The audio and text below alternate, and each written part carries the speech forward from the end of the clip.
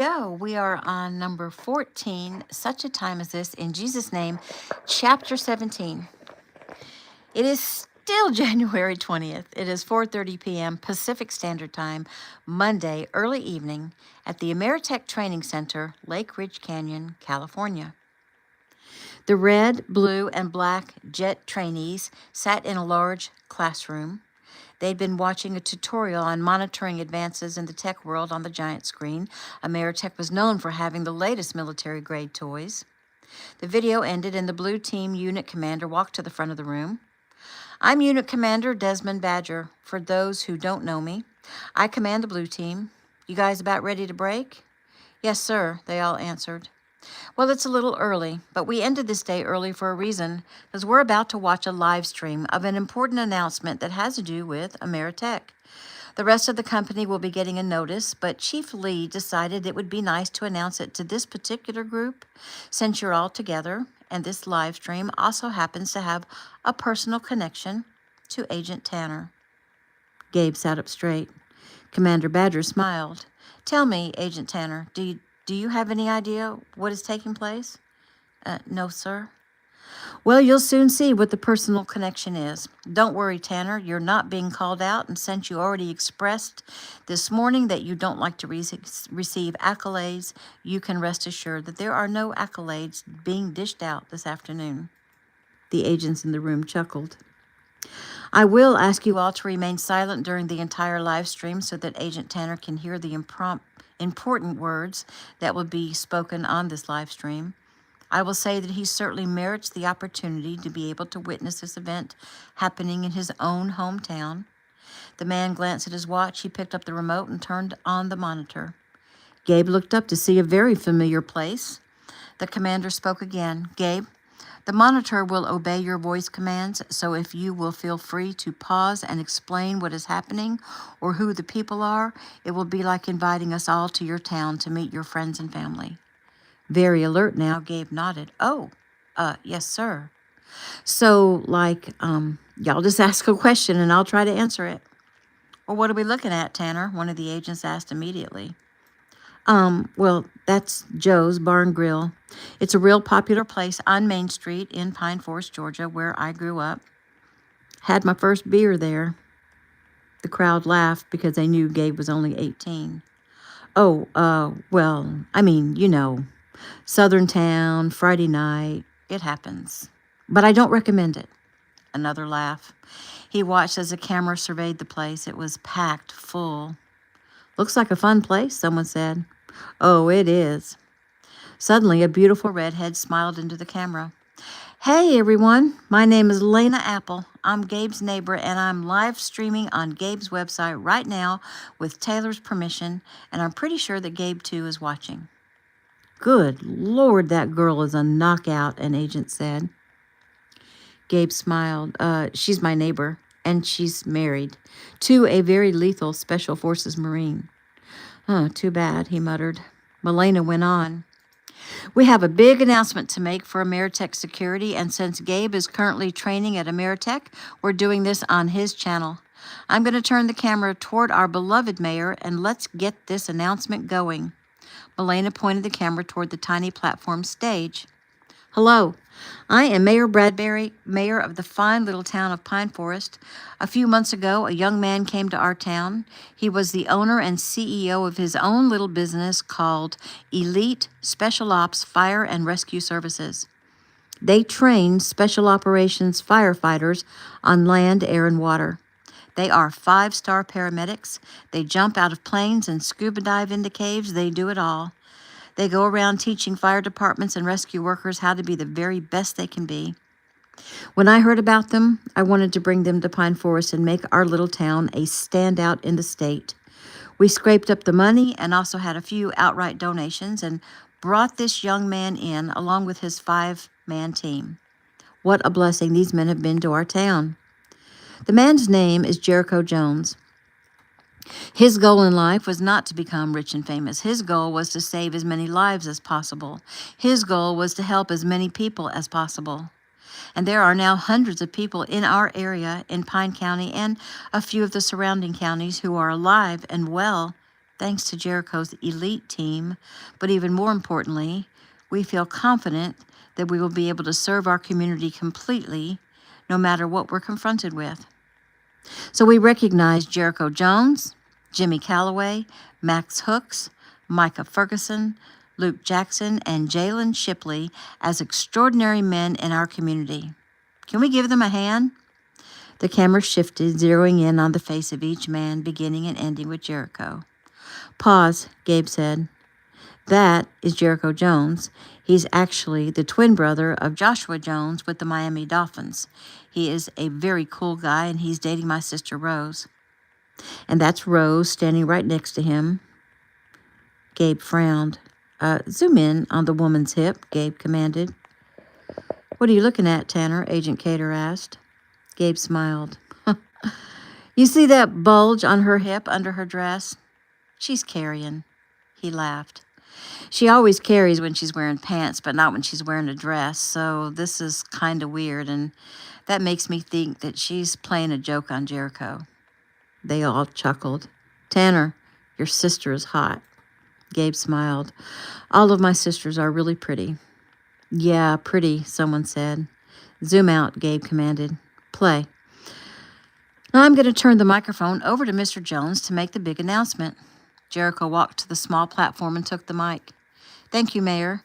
He smiled at the people and then at Melena's phone. I won't beat around the bush.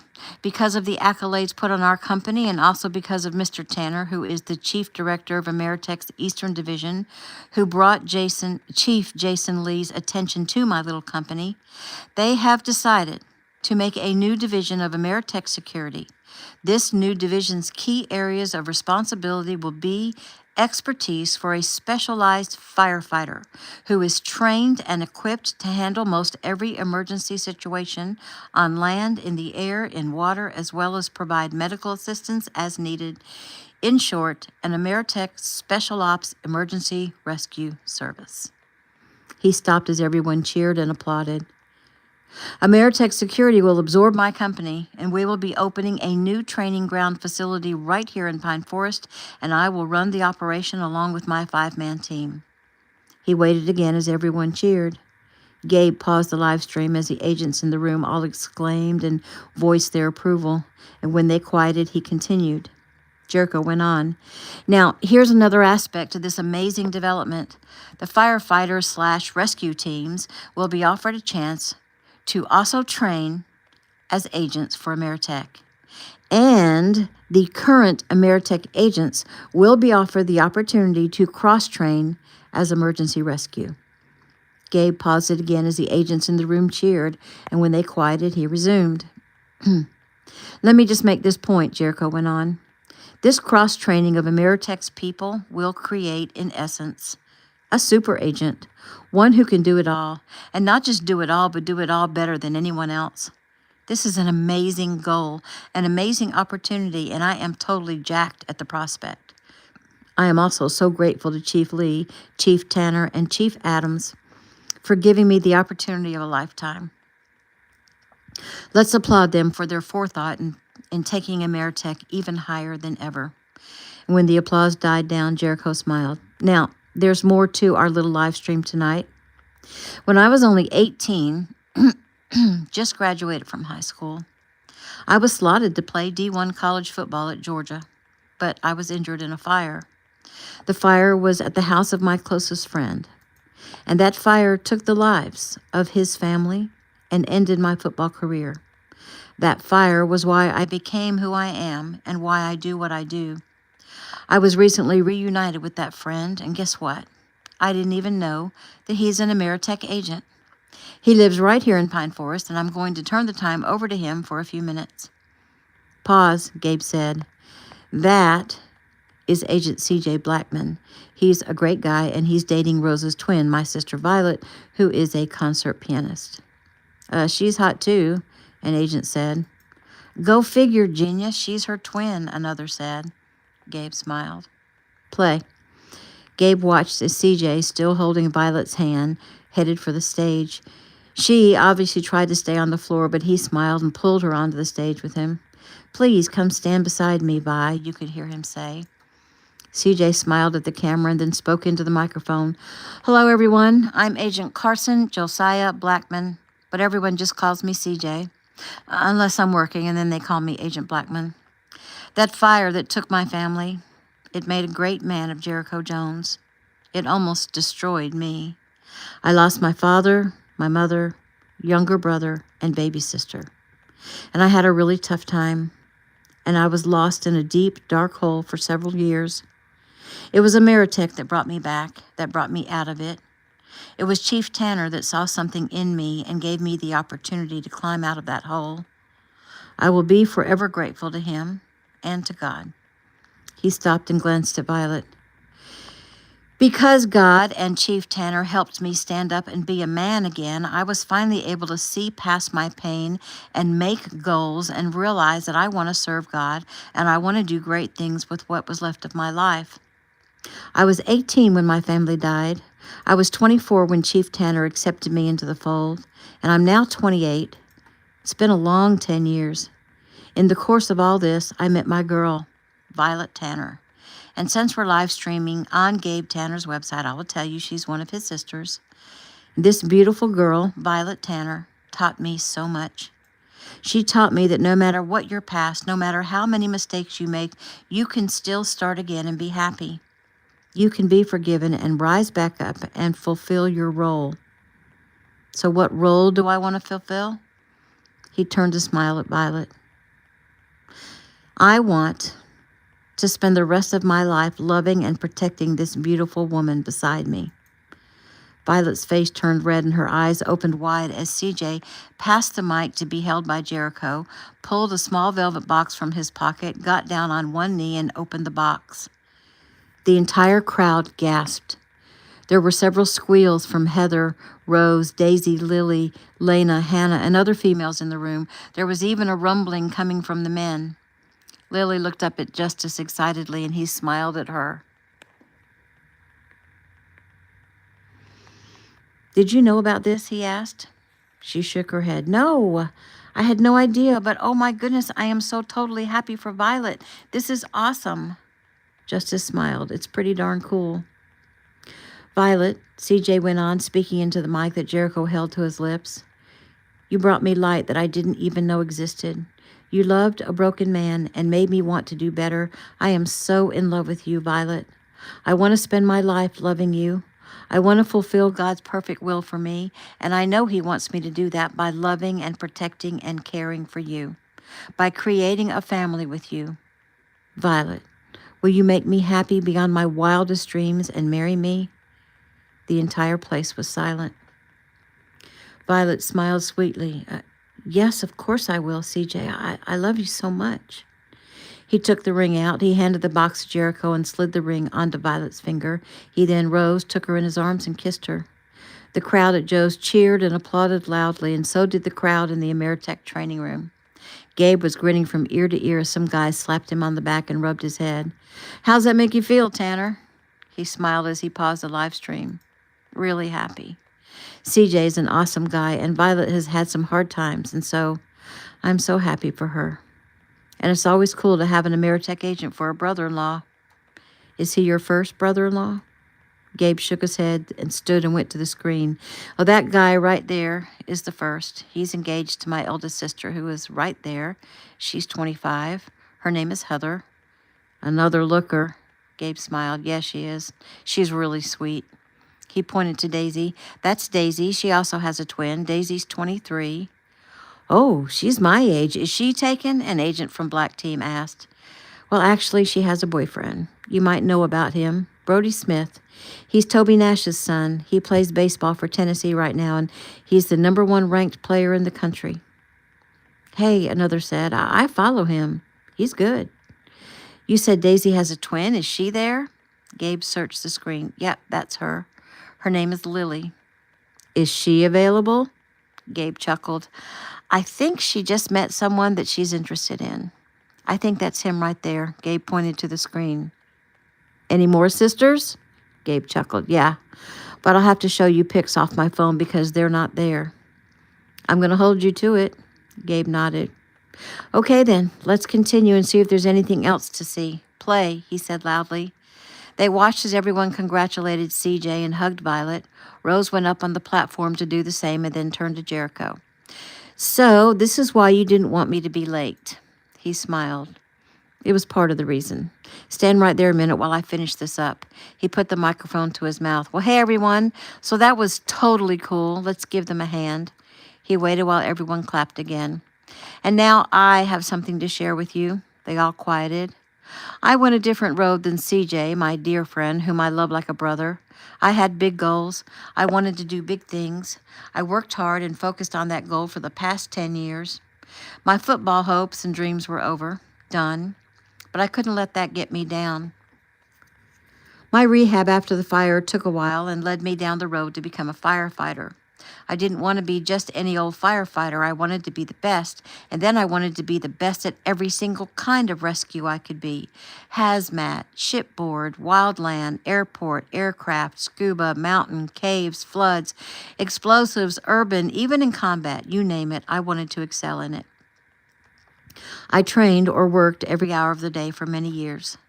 I learned to jump from planes. I learned to deal with wild animals. I learned all I could. I got good at what I did.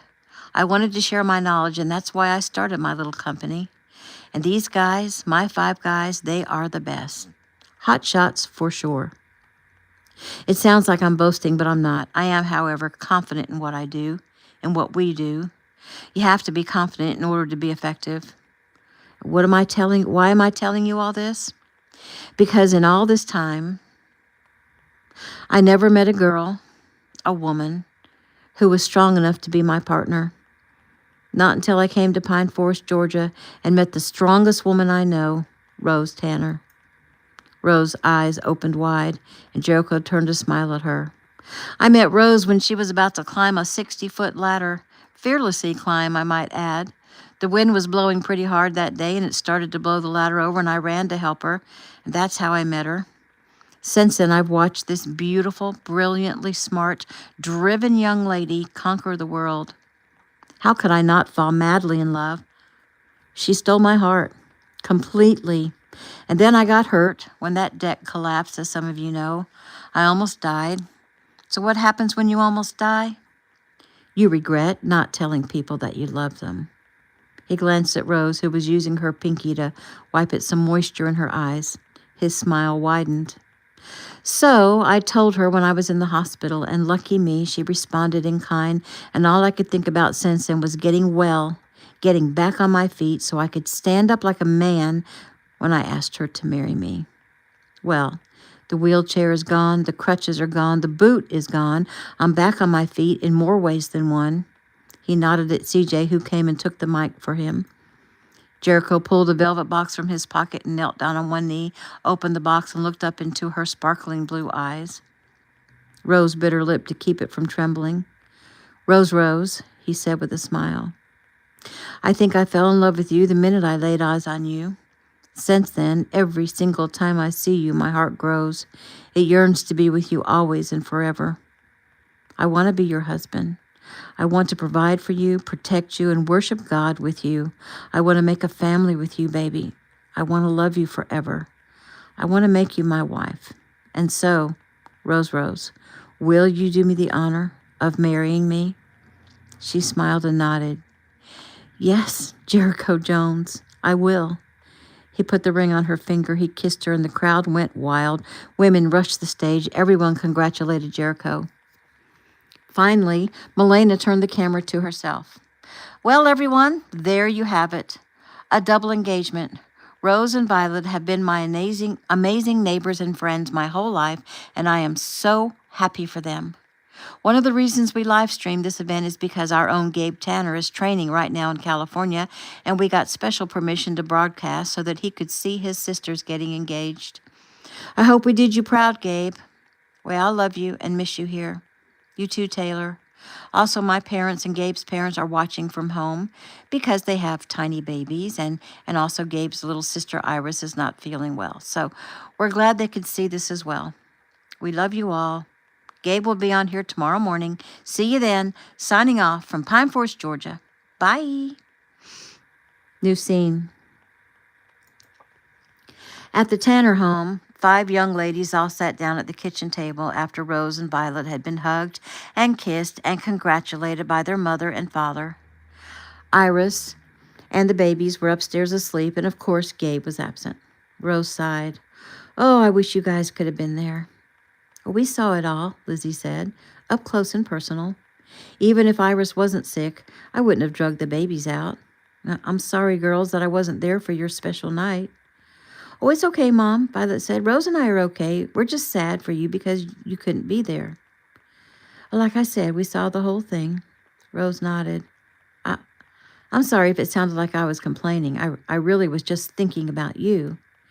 Thank you, ladies, Keegan said. Your mom and I were watching, and we couldn't be more thankful that we wholeheartedly approve of our new soon-to-be son-in-laws. Lizzie nodded. Oh, my baby girls. I can't believe you're all grown up and getting married, and I have to echo what your dad said. I mean, you could have chosen some horrible guy, but instead you both chose good men who love God and love each of you. I watch how they are with you. They are smitten. Daisy sighed. Well, Dad is making it easy on us to make the right choice.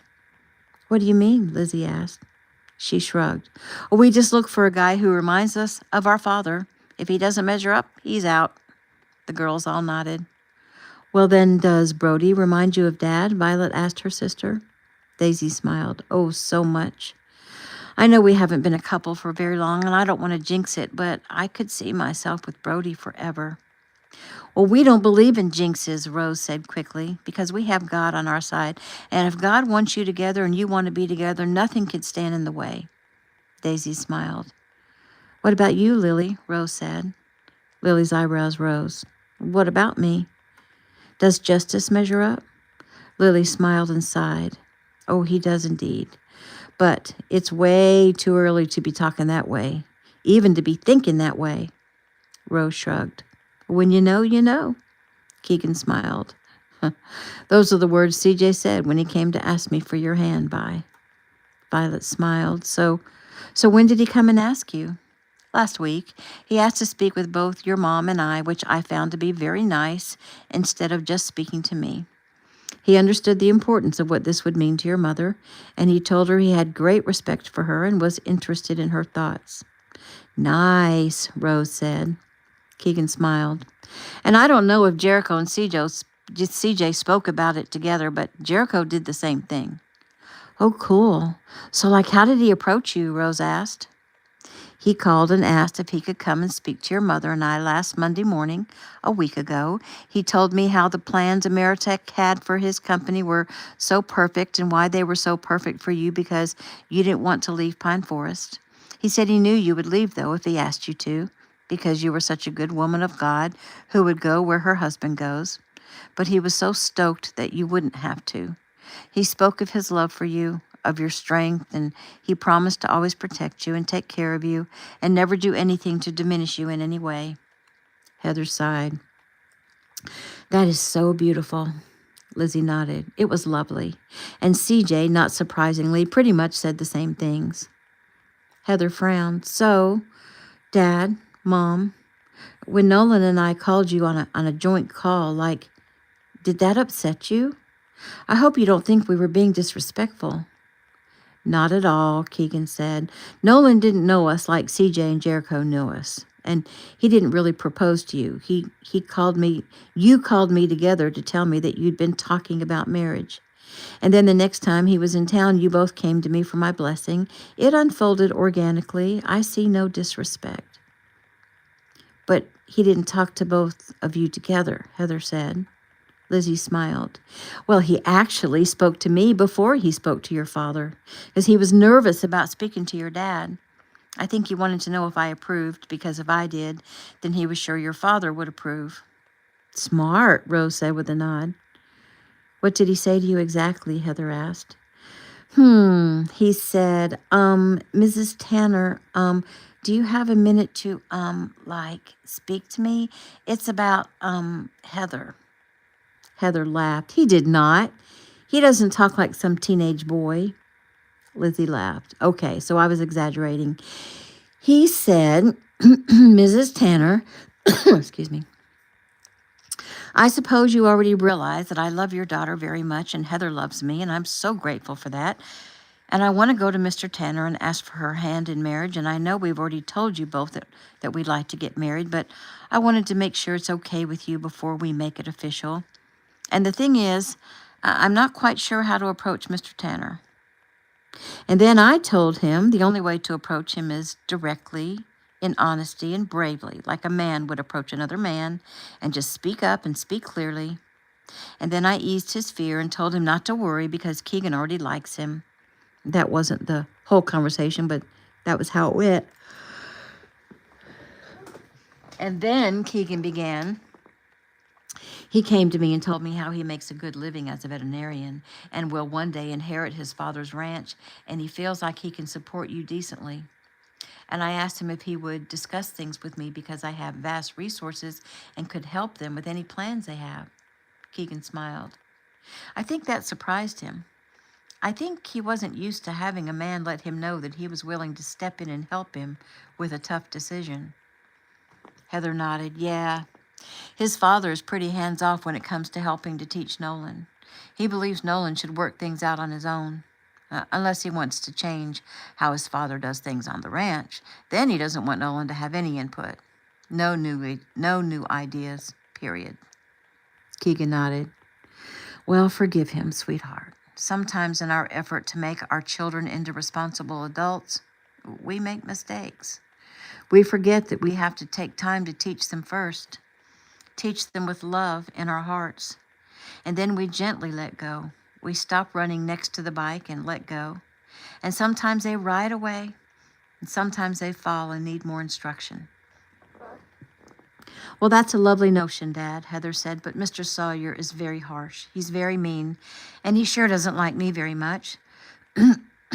So I will try to forgive him, but I refuse to let him drive me away from Nolan, because I love Nolan so much, Dad.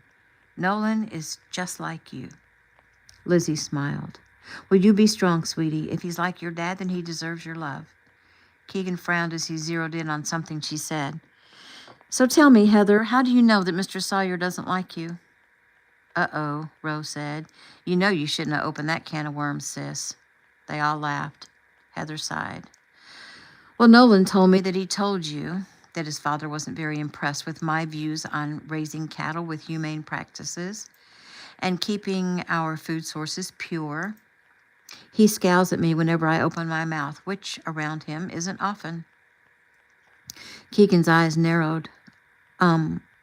Well, isn't it a good thing that Heather and Nolan have moved down here, Lizzie said quickly. We won't have to worry about all of that.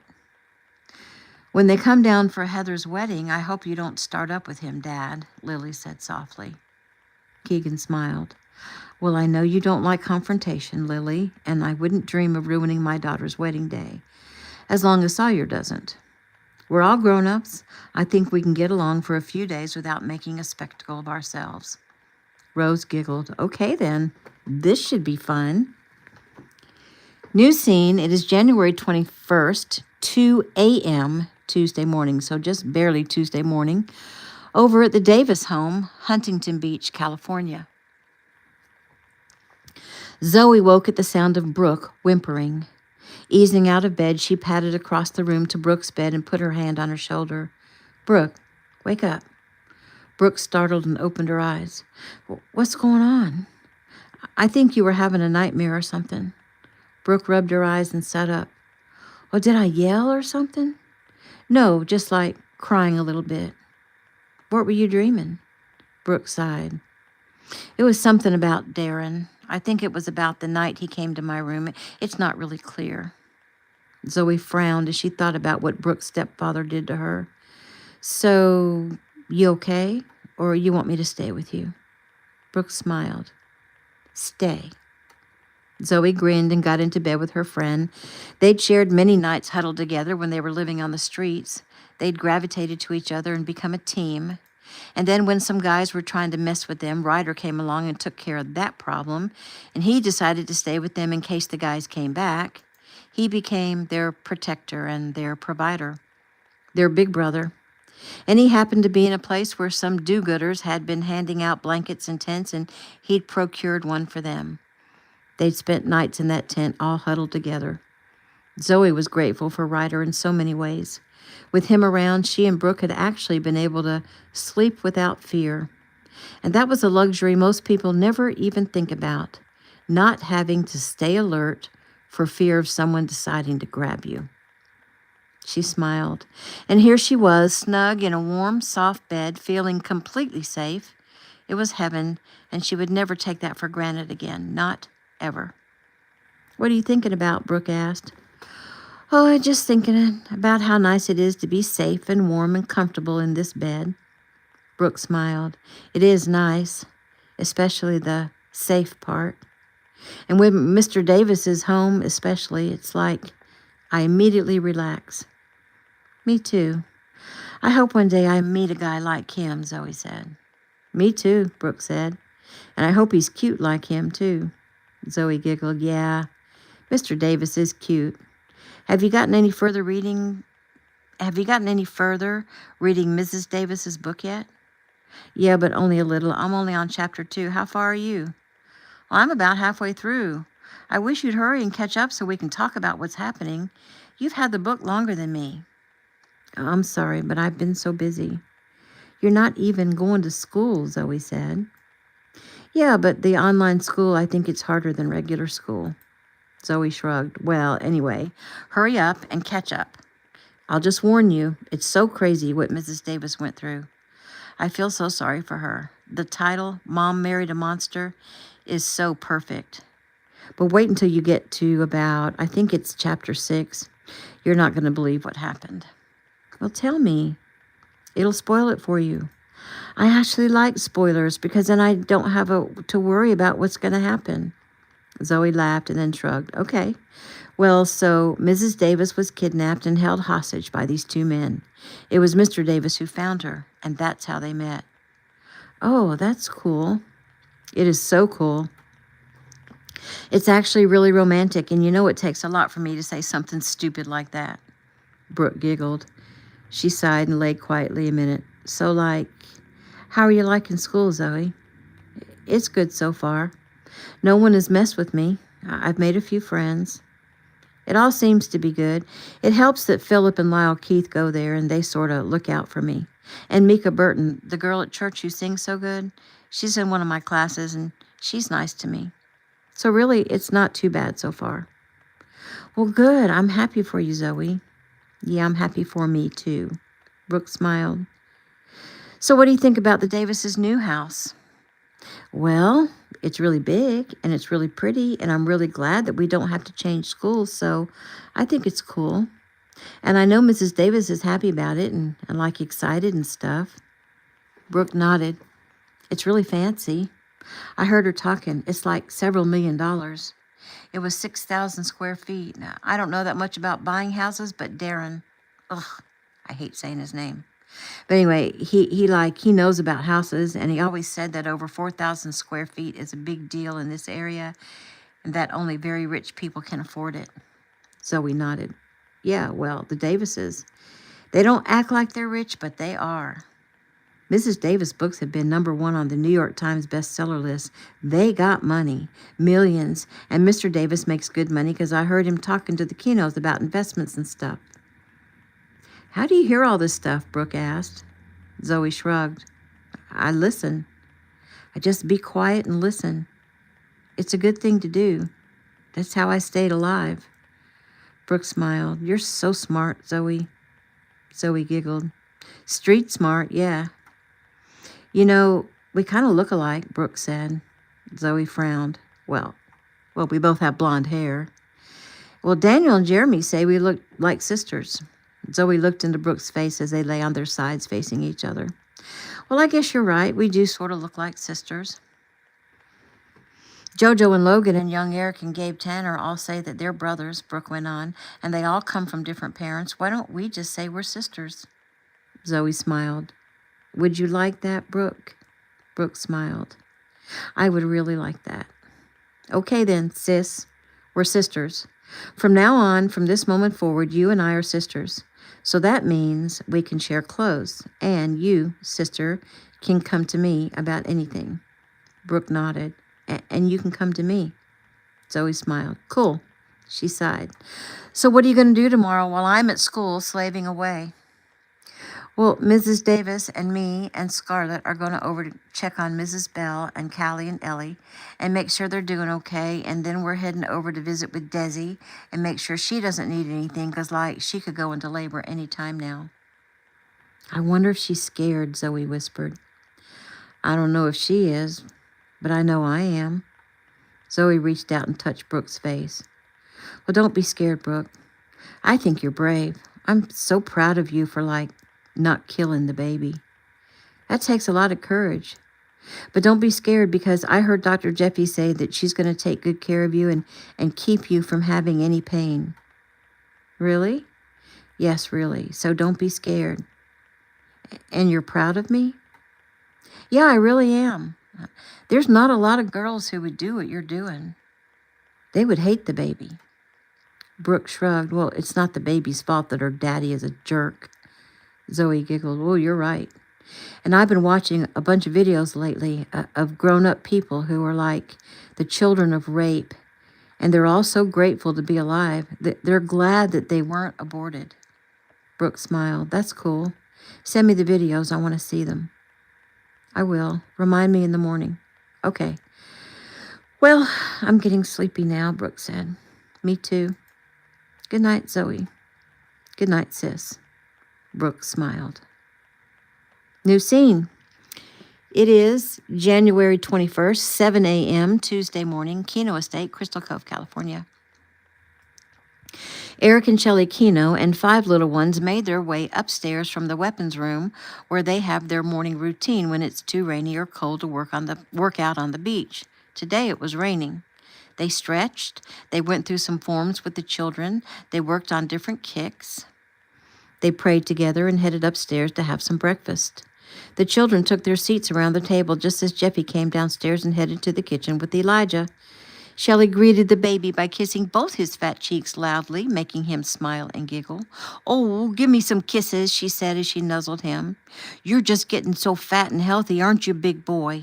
Your mama makes some good milk, huh? Yes, she does. Jeffy smiled. Well, he actually didn't nurse well this morning. I think he misses his daddy. Shelley made a face. Well, he should be back tomorrow, right? Jeffy nodded. I think it could be as early as tonight, but I think that's wishful thinking on my part.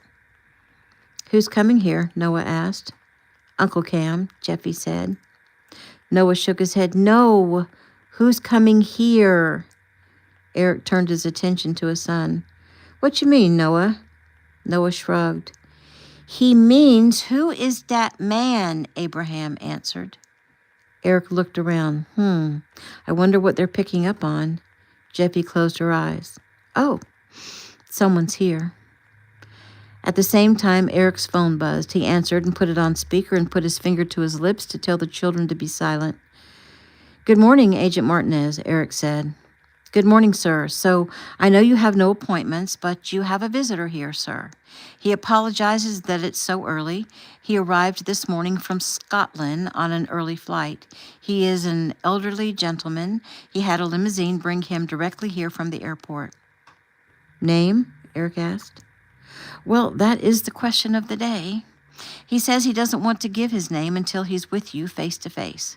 But he says the Lord told him to give you a fraction and you would allow him entrance. A fraction? Eric asked. As in a mathematical expression? Yes, sir. Okay, I'll bite. What is the fraction? It's 1/12, sir. 1/12. Eric's eyes opened wide and Jeffy nodded and Shelley grinned. Eric cleared his throat. Well, Agent Martinez, he is absolutely correct. That will get him in. Send him up. Sir, forgive me, but I'd feel much better if you'd allow me to lead him up there myself and observe him as he exits the limo, maybe even pat him down. Eric nodded. I understand, Agent. If it makes you feel better, then please lead him up here and stand by. I'll meet you outside. Thank you, sir. We'll be right there. Eric smiled at the children. Everyone, stay in your seats. Do not get up from the table. Understood? Yes, sir, they all said softly, disappointment in their voices. Eric smiled.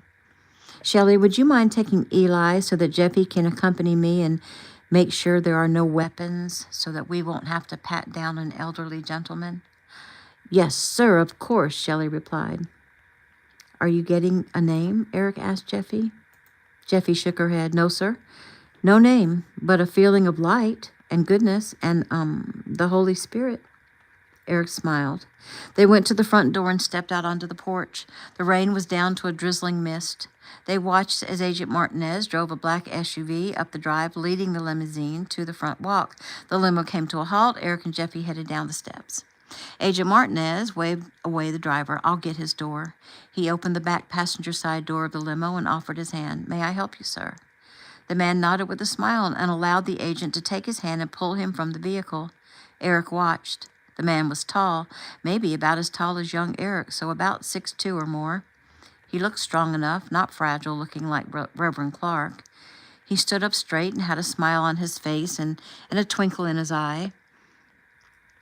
His face was quite wrinkled, but he had a head full of white hair, longish, as it curled around behind his ears. He had a full white beard. He wore slacks in tartan colors of red, black, and yellow, a white shirt, and a black sweater vest. Eric gave a questioning look at Jeffy, and she smiled. All good. Agent Martinez started forward, but Eric spoke to him in Spanish, saying, It's okay, Agent. Jeffy scanned him, and there are no weapons. The agent nodded and stood back. Eric moved down the steps and approached the man with a smile. Hello, sir. I'm Eric Kino. He held out his hand.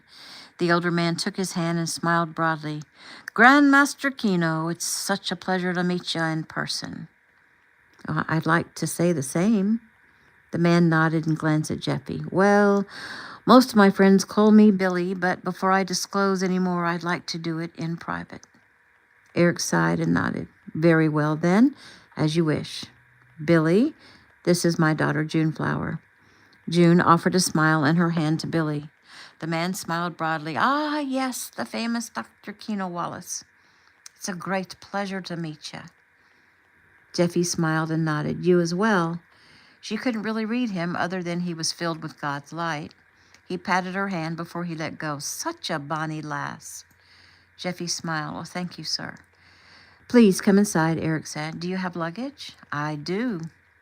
Then will you stay with us? Thank you for the offer. I'll be happy to indeed.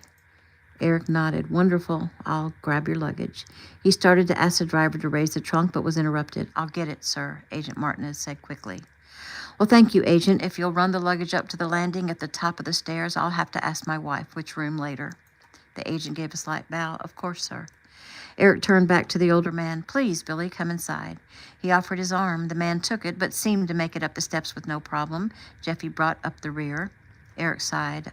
You'll have to forgive my attire. Our family just finished our morning martial arts routine when you arrived. Oh, I apologize for not making an appointment.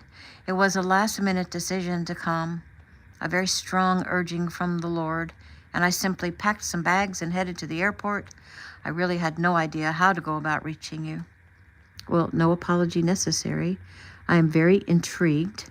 So my wife is with the children, feeding them breakfast, and we have some other guests staying with us, though they haven't made an appearance this morning. I would so love to meet your family, Billy replied. Eric nodded and led him through the front door. Billy stopped and he looked around at the giant entry foyer. To his right, there was a sweeping curved staircase that led to a balcony upstairs. The foyer had bright marble floors, a crystal chandelier, a large mirror, and a beautiful painting of a lush green lawn with a colossal oak tree in the center. Billy looked closely at the painting. My, this is magnificent. Eric smiled. I agree.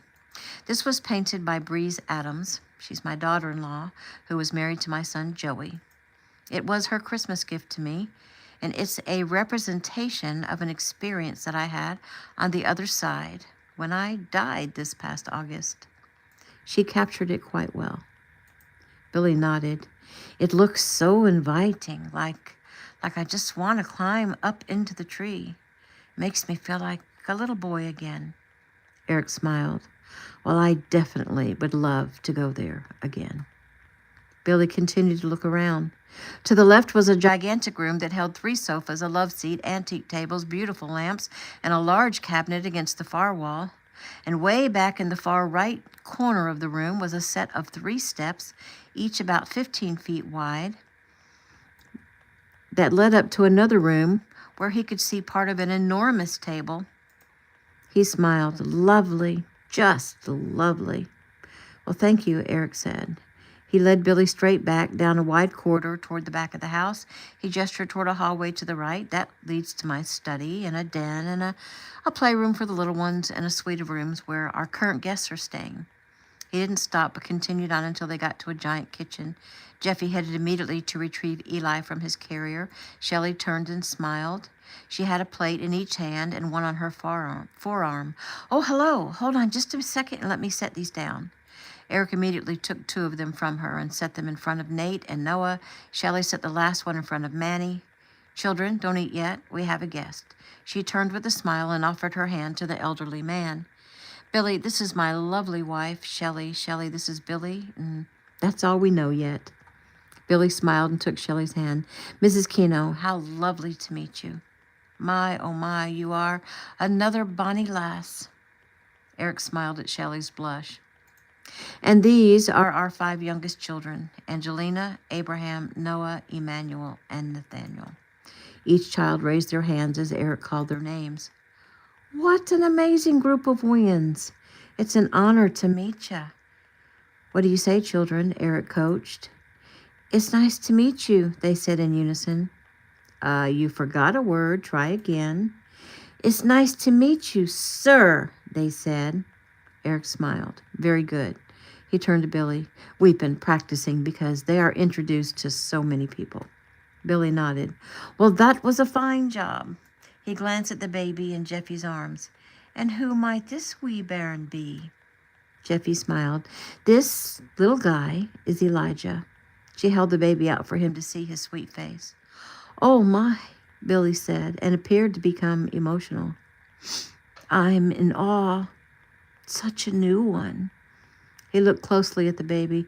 Ah, you have a strong warrior spirit indeed, young Elijah. Eric watched his show of emotion and wasn't sure what to think. Mr. Billy, may I get you some breakfast? Shelley asked. Oh, that won't be necessary. I was served a meal on the flight. However, would you happen to have some tea? Shelley nodded. Well, we have lots of teas. You're probably talking about a morning tea, so that would be black tea? Yes, ma'am. I do have some. Wonderful. With some milk and sugar, if you don't mind, Mrs. Keno. I don't mind a bit. I'm happy to get it for you, but please, you must call me Shelley. He smiled and nodded. Shelley it is, ma'am. Eric turned to the man. So, Billy, while you have some tea, I'll run upstairs and change, and then maybe you would like to come to my study and we can have that face-to-face discussion? I would love to do that, Billy said brightly. New scene. It is still January 21st, 7:30 a.m. Pacific Standard Time, Tuesday morning, Keno Estate, Crystal Cove, California. Jeffy watched her father and the elderly man, Billy, head into her father's study. She was very curious about the man because she tried to read him but was getting nothing. That hardly ever happens. Who was this man? Still, she sensed only goodness and light and peace and perhaps a bit of sadness. Interesting, huh? Shelley asked her daughter. Jeffy nodded. I can't wait to hear what Dad finds out. Me too, Shelley said. But God gave him 1/12, so that must mean he's one of the 12. What else could it mean? Jeffy quipped with a nod. She held Eli up to stand in her lap. Huh, Elijah boy, huh? What else could it mean? Elijah graced him with a smile, making both women laugh and making the kids at the table start trying to also make him smile. At that moment, Melody arrived, coming in through the kitchen door.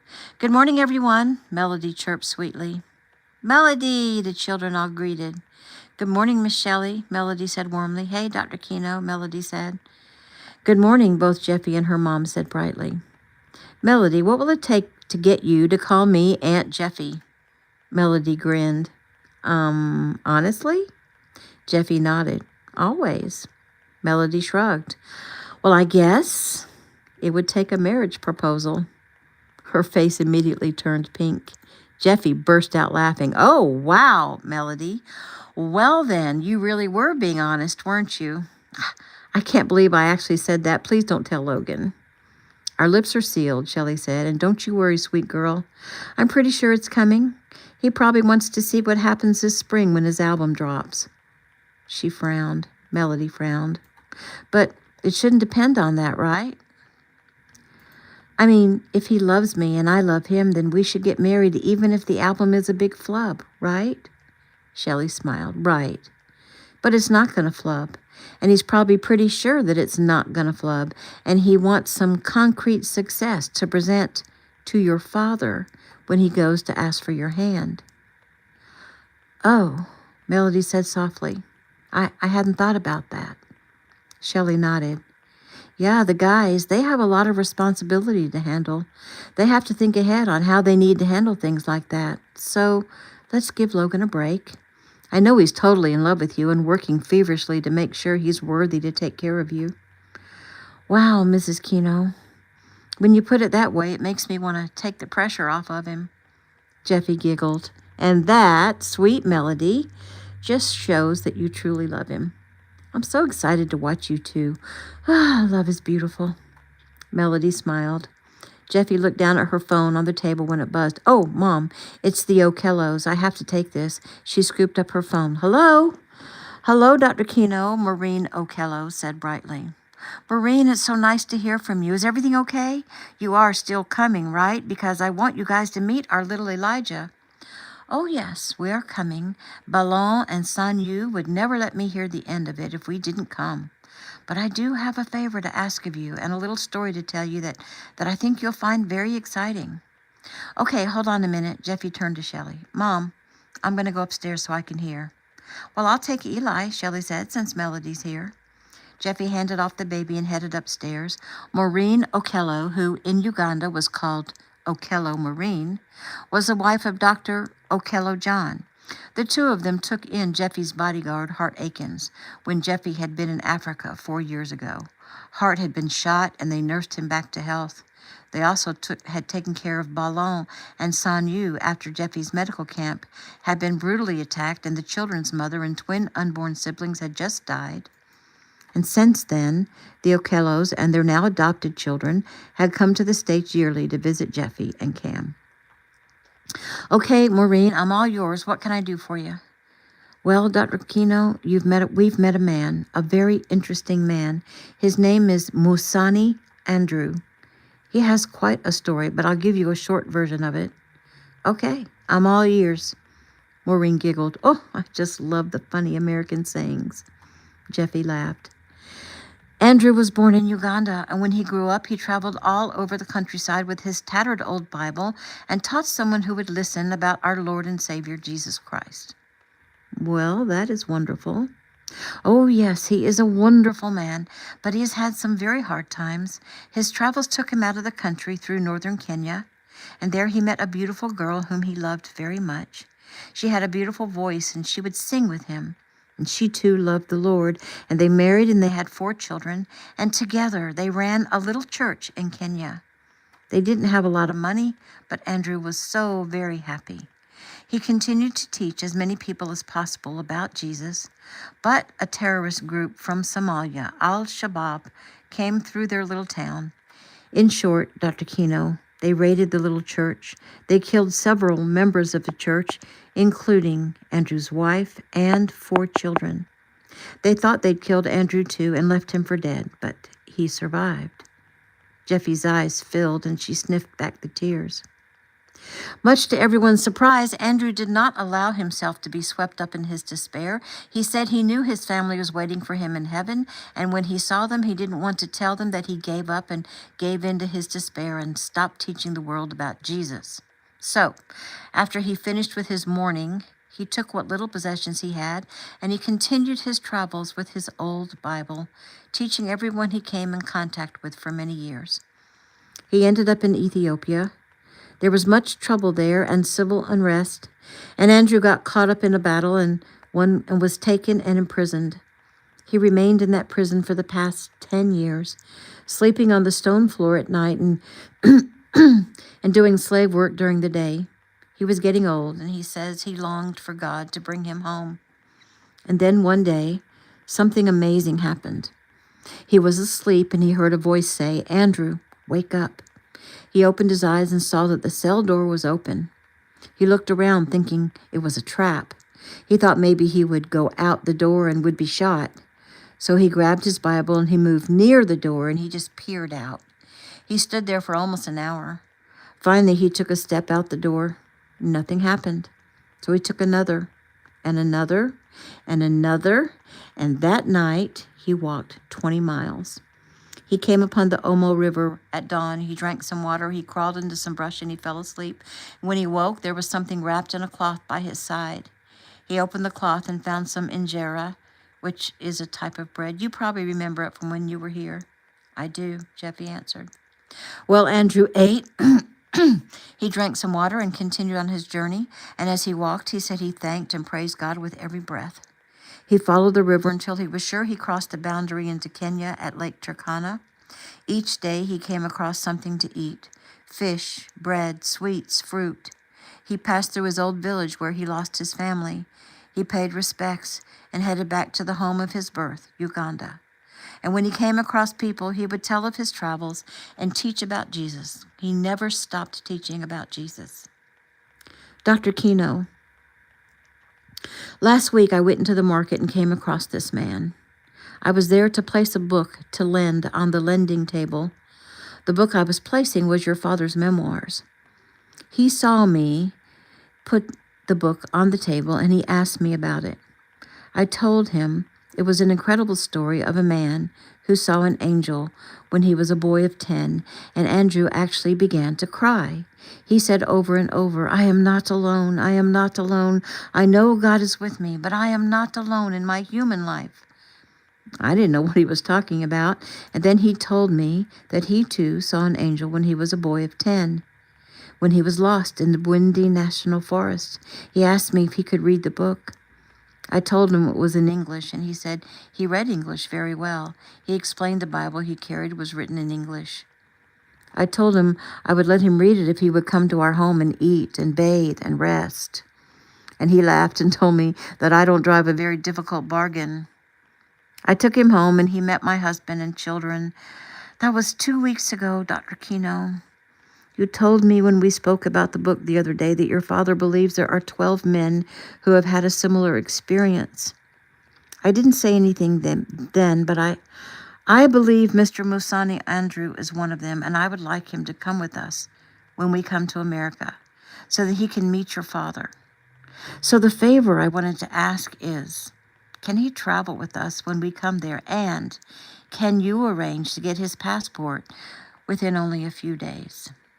Jeffy sighed. Well, I'll need to get Uncle Justin or Mark involved, and I'll need to get right on it. I want to talk more to you, Maureen, because I'm so intrigued, but let me start the ball rolling on this matter and get back to you. I'm going to need some information from Mr. Musani. Is he available? Yes, he's right here listening to this conversation. Jeffy smiled. Mr. Musani? Jeffy heard. She can hear you. Go ahead and speak. Yes, Dr. Kino. I'm so happy to be talking to the daughter of Grandmaster Eric Kino. Jeffy felt the Holy Spirit move through her at his voice. Well, I'm so happy to be speaking to such a strong and amazing man of God. Not that amazing, I'm afraid. Jeffy smiled. Listen. God opened your cell door. He led you on a journey and fed you on the way. So it seems to me, Mr. Musani, that you are as important to him as the children of Israel. The man chuckled. Well, that is a beautiful thought. Hopefully, I am more faithful than them. Jeffy smiled. Truly, Mr. Musani. Allow me to get your information and get to work on your passport, and then we'll be able to talk some more. Do you think it will be possible, then, for me to come? Oh, absolutely. I can't tell you how thrilled I am. I feel like jumping for joy. Me too. And I can't wait to tell my father about you. Isaiah chapter 43, verses 16 through 19. Thus says the Lord, who makes a way in the sea, a path in the mighty waters, who brings forth chariot and horse, army and warrior. They lie down, they cannot rise, they are extinguished, quenched like a wick. Remember not the former things, nor consider the things of old. Behold, I am doing a new thing. Now it springs forth. Do you not perceive it? I will make a way in the wilderness and rivers in the desert. And that is the end of chapter 17. And I will just apologize right now because I am very bad at doing accents, except a Southern accent. I can do that one pretty darn good. But I wish that I could speak in a Scottish accent and then maybe a British accent or a South African British kind of accent or any other kind of accent that I have coming up. But I can't. I just do my best. So try to imagine it.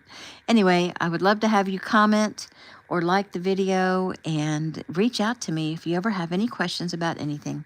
Take care. I will see you on chapter 18.